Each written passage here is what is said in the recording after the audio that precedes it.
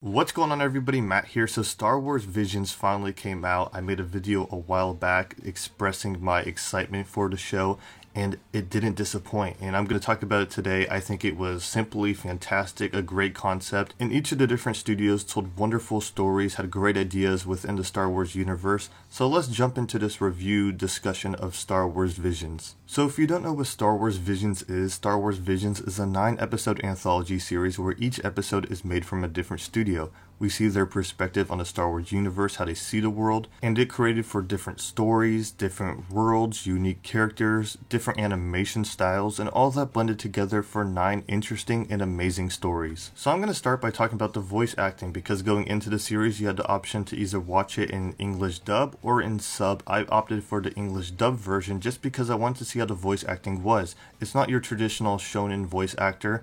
It's Disney actors, I guess you could say. You have Simu Liu, David Harbour, Jordan Fisher, the list goes on. They're not your traditional English dub anime voice actors.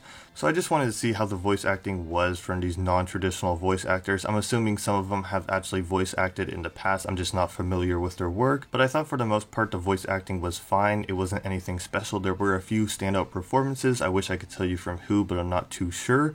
But for the most part, it was fine, nothing too special. A part of me wishes that Disney would just casted, the voice actors that are on bigger anime such as Fairy Tail, Attack on Titan, Full Metal Alchemist, voice actors who are just accustomed to doing anime, just because I feel like it would have showed off their profession, their craft a little bit, and it would have exposed them to a new audience who may have really liked their work and really wanted to check out future animes or something like that. So I kind of just wish that Disney went down that route instead, but what we got is what we got, and I wasn't too disappointed with it. So that's how I kind of feel about the voice acting. So I'm going to talk about the runtime of the episodes very quickly. The episodes had a runtime of between 14 to 20 minutes, which was a good length. I think some of them could have been a little bit longer. I'd love to explore, the continuation of some of the stories, but for the most part, I feel like that was fine. I feel like they could have been longer.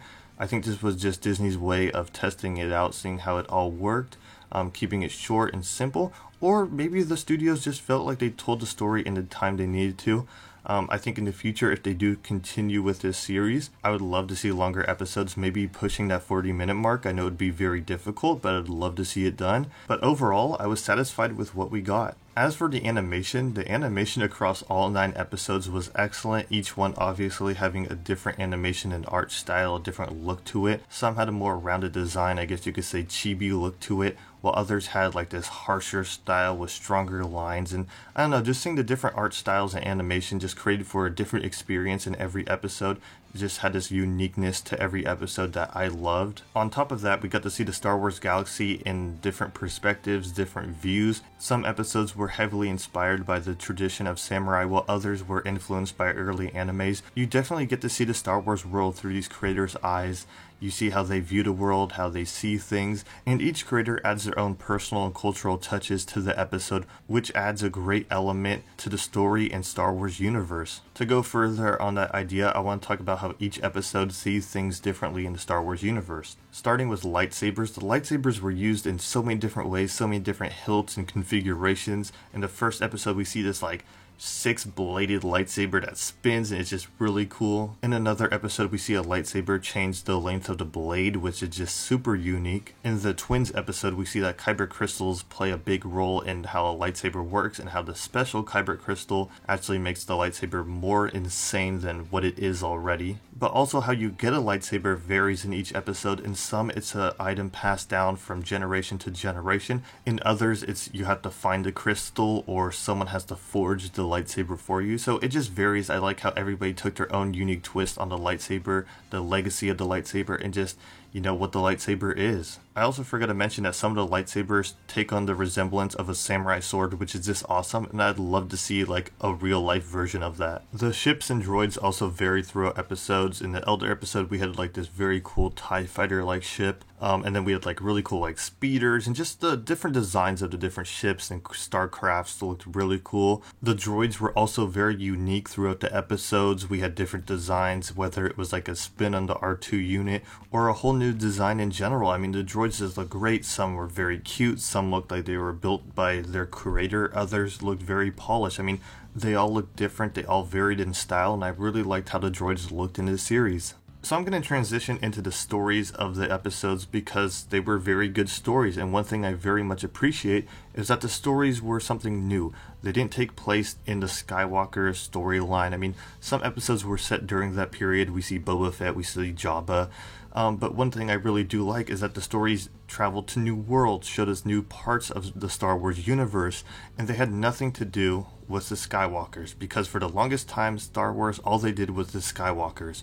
Episodes 1 through 9 is only about the Skywalkers. It's not until Mandalorian where the Skywalkers aren't as prominent. Yes, we see Luke, yes, Ahsoka's all tied in, but for the most part, it's the Mandalorian going on his own adventures, and that's something I really liked, was, separating ourselves from the Skywalker saga, and this is what this show did, is it showed us new stories and it had nothing to do with the Skywalkers. Another great thing about the stories being told is all 9 stories felt different from one another. No one story felt close to another. They all felt very unique in their own ways. One story was about a group of Jedi, the next was like a Sith Lord, and then you have one about a droid, the other you follow like this rock band, and they just all are so different from one another, so unique.